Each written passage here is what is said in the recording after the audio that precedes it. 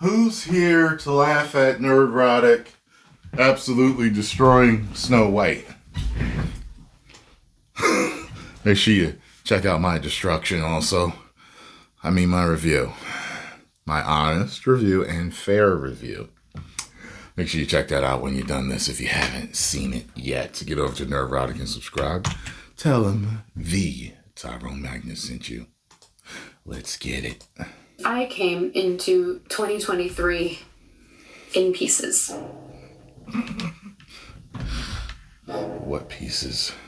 I know that you've told me before that your version of Snow White is different, and it's more of a 2022 version of Snow White. What did you mean by that? I'm so sick and tired of seeing the original these cartoon came out in clips. 1937, and very evidently so.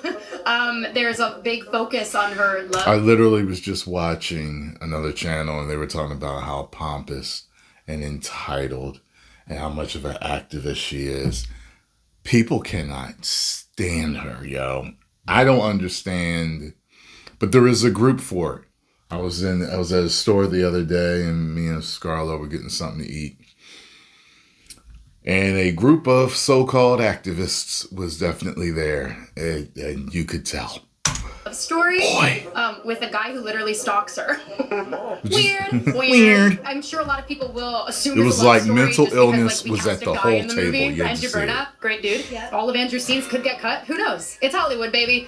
Like, who has been the most exciting person for you tonight? Oh my God. Besides, But took the word out of my mouth. Besides, I'm a narcissist. What an idiot. Wow.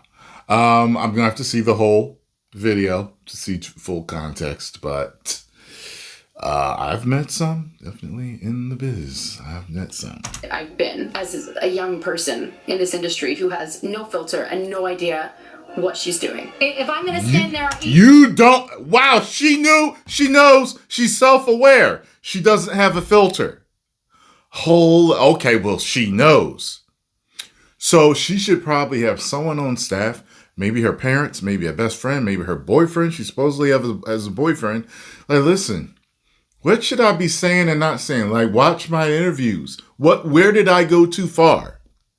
She's aware she doesn't have a filter, but she's not able to control it. It's like Keith and Kevin. Keith has a filter, Kevin doesn't. Keith is there to help Kevin out because Kevin goes too far. 18 hours in a dress of an iconic Disney princess. I deserve to be paid for every hour that it is streamed online. Keith and Kevin Hodge, if you don't know. I have no idea what you're talking about. Hater! It's no surprise Rachel was not there. Later they earlier did, I today guess. When Gal that gal's kids. was not there. They are so cute. That one looks like her too, right there. Earlier today, when Gal received her star on the Hollywood Walk of Fame. Our rights are on the line, folks. Our reproductive rights. Come on. Go vote blue. And if you disagree with this sentiment, just hit the unfollow button. I don't need your business. And you're not getting it, I'll tell you that. I paid 53 cents for my ticket.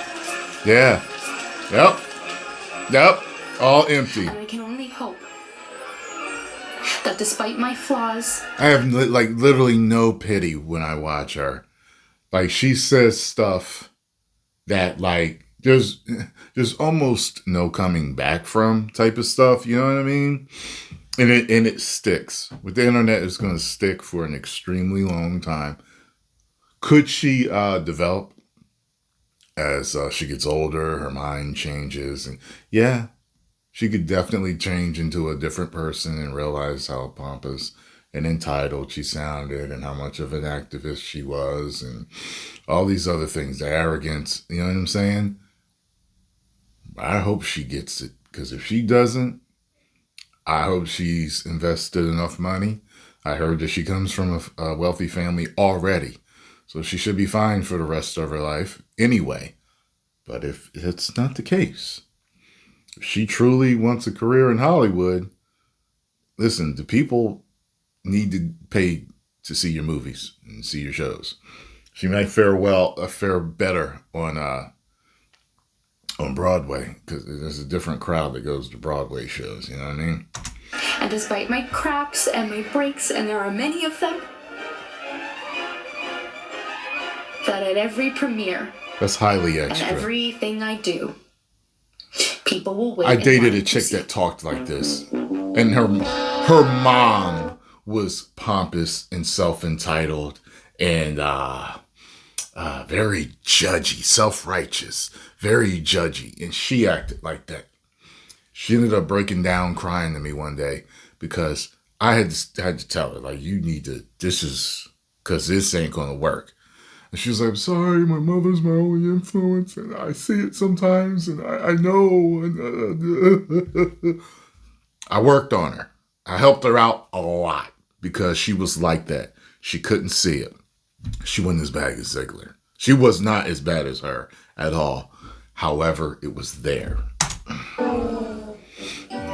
nerdrotic.com. Greetings, you over 1 million hellions and the 40% who haven't subscribed yet. You know, we human beings are capable of some pretty basic functions like tying our shoes, putting on our pants, and going to the bathroom. But I think it's time we talk about some people who might have a hard time doing that. Because a lot of people at Disney who just so happened to make a lot of money thought it was a good idea to remake the animated classic Snow White into live action. We have a lot of fun diving into our expansive library spanning nearly 100 Lord. years. to She bring was beloved the tales to fairy? life in new ways for today's viewers. Oh, here we go again. I don't care about the live action. It doesn't matter to me whether they're making them or not. A lot of people are tired of them. I'm fine with them as long as you're making them good. I enjoyed The Lion King. I did. I enjoyed Aladdin. You know, both of those live action remakes. I'm fine. Let's just do it right is what the people want if you're going to do it. Lilo and Stitch looks like it's going to be good. And I watched Lilo and Stitch the other day and enjoyed it. So, and I thought back to the trailer. I was like, this is why people liked it. While this would explain a lot that's wrong in the world today, it should still be deeply disturbing. As disturbing as these CGI dwarves that, thankfully based on box office projections, aren't going to give that many kids nightmares because parents love their children and they won't take them to see it. But for the ones that do, don't say I didn't warn you. You would think this ill-advised live-action remake of the animated Disney classic Snow White couldn't be worse than the best documented, worst PR disaster in Hollywood history. I gotta give them credit because they descended past my already lowered expectations. Gosh, that's a bad sign. What do we do? But wait a minute, the first social media reactions from people who were handpicked by Disney at an unprecedented premiere where the media wasn't allowed to ask questions said Snow White was a visual feast and Rachel Zegler was a shining supernova. False. I think I can smell shite. We were also told that Snow White is not only one of their best live-action remakes in years, but it's also a film that recaptures the magic of the 1937 movie. Yes, I can definitely smell The shite. nostrils. This unfortunately led to the Daily Beast serving up one of their editorial interns to write this article. Sorry, haters, Disney's Snow White movie is apparently good. This poor intern goes on to say Disney faced backlash after casting Rachel Zegler, a Latino actress, as Snow White, angering far-right racists who took issue with her portrayal not what it as was. the fairest of them all. Maybe this was some sort of hazing ritual. Let me ask you a question. If Ryan Reynolds or Ryan Gosling, people would say Ryan Gosling. If Ryan Gosling was cast as Black Panther, would people be far-right racists or far-left racists for wanting him to be black? Would they be? No. At the Daily Beast, your guess is as good as mine, but that headline didn't age very well. Now, nothing says a studio has confidence in their film like lifting a review embargo 24 hours before its release, but when it did, look at all them bigots.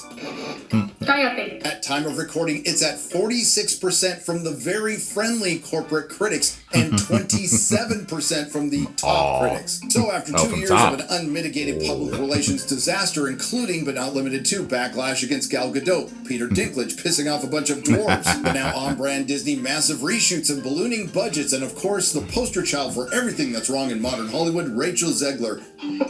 How was the movie? Well, considering how long I put off talking about it, it should be obvious. It was shit. Dare I say boring, soulless, and subversive creatively bankrupt corporate drivel. Remember, we were told this recaptures the magic of the original 1937 Snow White that launched Disney. And yet it really doesn't. Alright, maybe I'm being a bit too harsh. To be fair, it's only missing a couple of things from the original. The narrative, the creativity, the charm, the iconic look of the dwarves, the personality of those cute little animated animals, the song I like the I'm animals. Wishing and Someday My Prince Will Come. Speaking of that, it's also missing the prince and Snow White. Yeah. In its place, we got a good old girl boss film infused with communist propaganda in a kid's movie. And believe me, they don't waste any time. They hit us with it within the first few lines of the film. In the beginning, when they explain that Snow White's benevolent parents wanted to rule the kingdom for the free and fair, and the bounty of the land belonged to all who tended it. And it was so prevalent, even the BBC of all places thought it was too much. The BBC, man! What's so unique about Disney's Snow White is that it seems as if some of the producers wanted to make a good old-fashioned tribute to the feudal fairy tale, and others wanted to make a revisionist Marxist call to arms. Just in case you thought it was only me. As far as the plot goes, well, hell, everyone knows the story of Snow White. Jealous of Snow White's beauty, the wicked queen orders the murder of her innocent stepdaughter who just wants to find herself a good man, but later discovers that Snow White is still alive and hiding in a cottage with 7 friendly little miners. Disguising herself as a hag, the queen brings a poisoned apple to Snow White, who falls into a death-like sleep that can only be broken by a kiss from the prince. Except that isn't this movie. You said you were bringing a modern edge to it on set. Not going to be saved by I the just think that prince. it's no longer 1937, and we absolutely wrote a Snow White that is Not going to be saved by the prince. She's not going to be saved by the prince, and she's not going to be dreaming about true love. She's dreaming about becoming the leader she knows she can be. For some reason, Gal Gadot is jealous of Rachel's We wrote?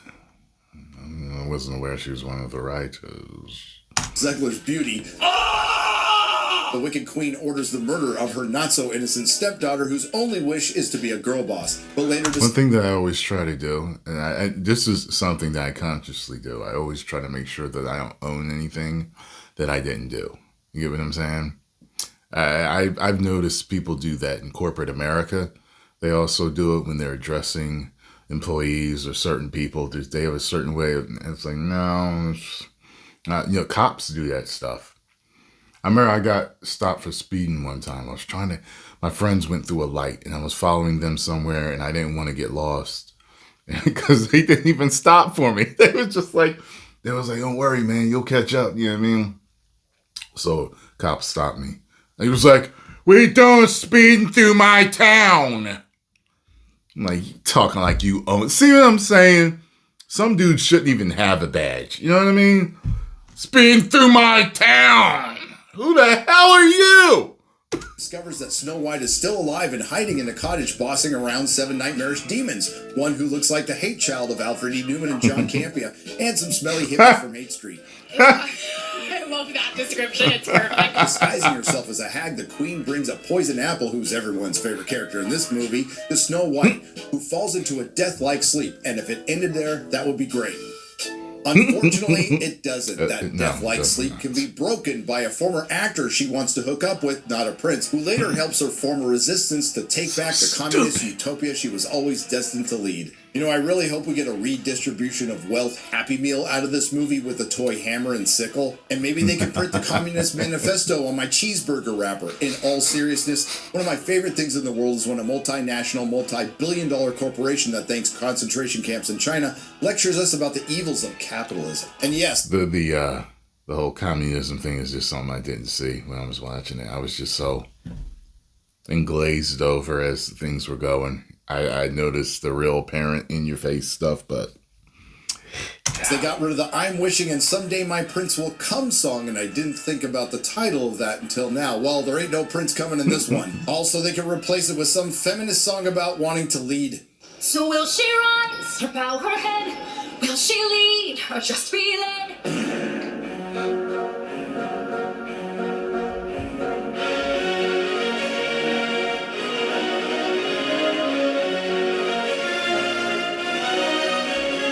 And to echo what some critics have said, including some that I trust and like, Rachel Zegler can certainly sing generic Disney trash. And to be fair, I'm not a fan of musicals, in particular Disney musicals, and even when the songs are considered good, they make me want to stick pencils in my ear. That being said, listening to the music in this movie made me miss Prison. And as far as the characters are concerned, some will be remembered until the end of time in ways that Disney did not intend, but most of them will be forgotten by the time you get to the car. If you go, which I wouldn't recommend you do, we can start with the only single character that didn't do an injustice to the 1937's original, the Magic Mirror. Although now that I think about it, technically that's not entirely true because there are a couple of minor inconsistencies involving scenes with the Magic Mirror, including a major character getting a famous line wrong.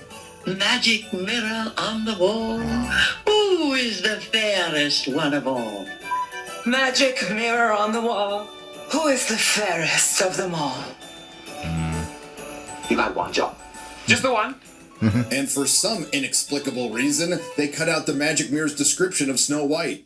Lips red as the rose, hair black as ebony, skin white as snow.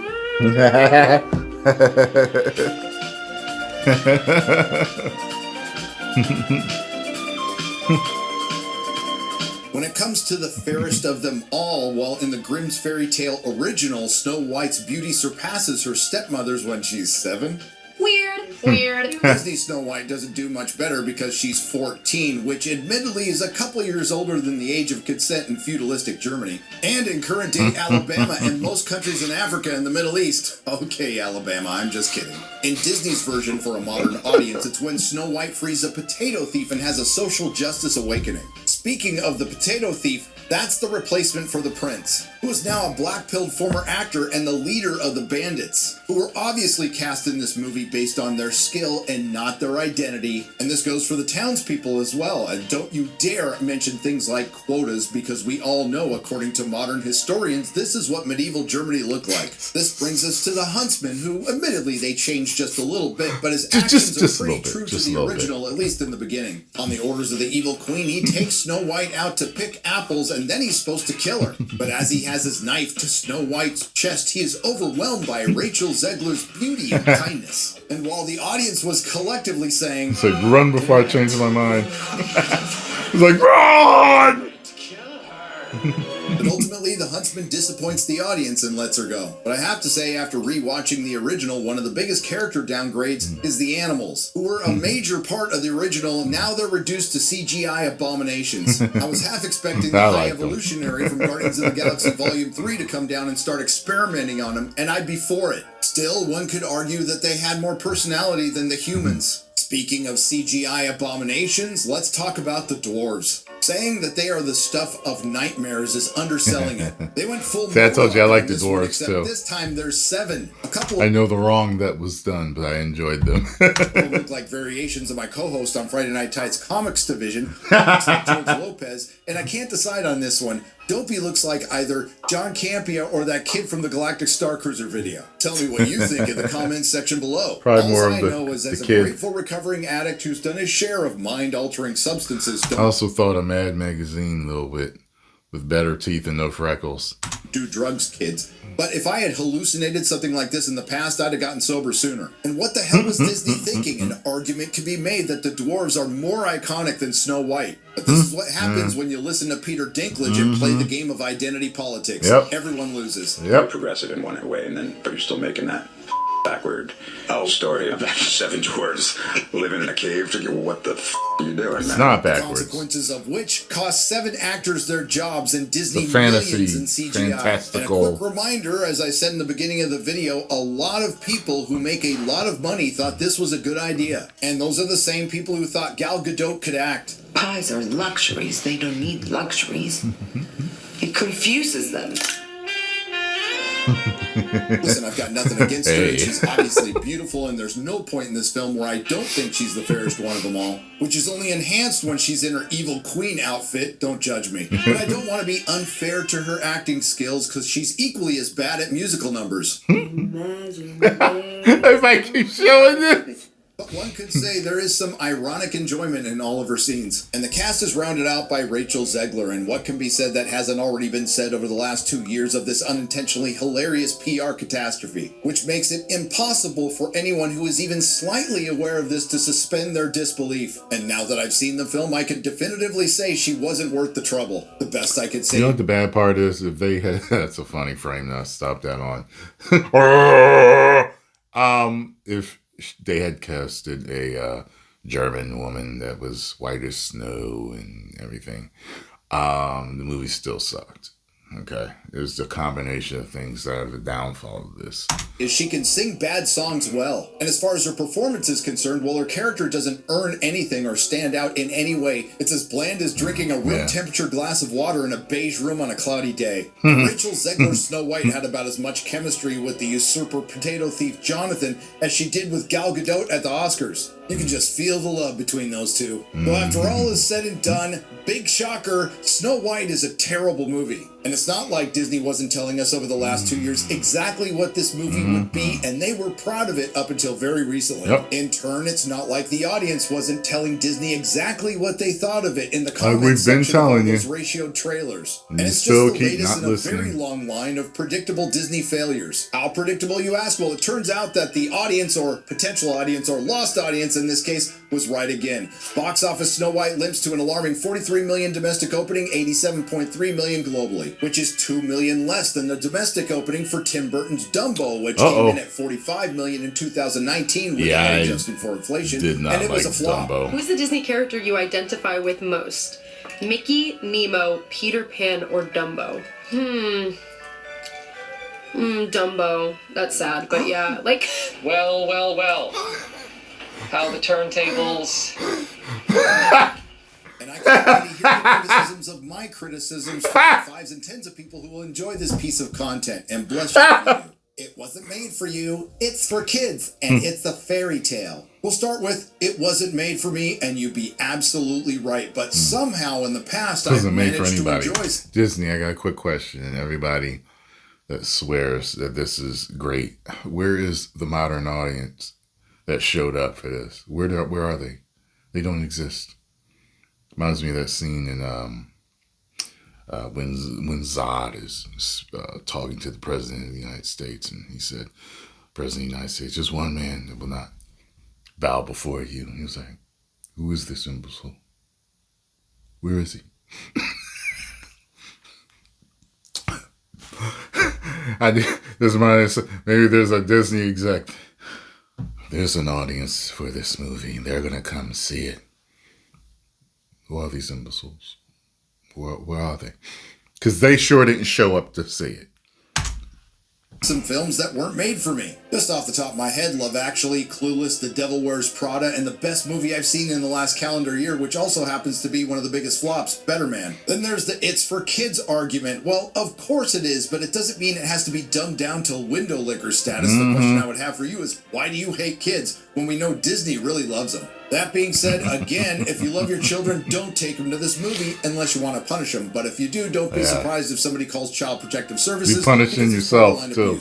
And finally, it's the fairy tale for girls. Yep, and so is a communist utopia. But you all know why these are bullshit arguments, because there are a couple of things that can propel, conceptually, a soulless piece of garbage into something good. Quality and authenticity. And there's none of that here or in Hollywood. While Snow White and the Seven Dwarfs encapsulates everything that was right with Disney, the 2025 Snow White encapsulates everything that's wrong with it. The beautifully animated wishing well scene went from this to this. Whistle While You Work went from this to this. The brilliant ending with the evil queen's death went from this Struck to this. down by And God. Snow White went from this to this. Hell, I wouldn't even have seen this movie if it wasn't for the 2-year-long PR disaster that turned this into a well-earned cultural punching bag. And yes, this film would have performed better at the box office, at least during its opening weekend, if Rachel Zegler could have found a way to keep her pie hole shut. And you think it might have performed better if Disney actually had reverence for its own material and made something as authentic to the original as humanly possible, but that didn't happen. And after watching Snow White for a modern audience, one thing is abundantly clear. Disney hates Disney. If you like what you heard, please like, share, and subscribe. If you didn't like what you heard, thank you for listening this long. I will see you in the next video. Some sort of Please. Self-destruction. You know what I mean? Well, post your comments down below. Let me know what y'all thought. If you enjoyed my reaction, hit the like button, subscribe, and share. 10 million subscribers. I hope it's off the broke we go. I hope.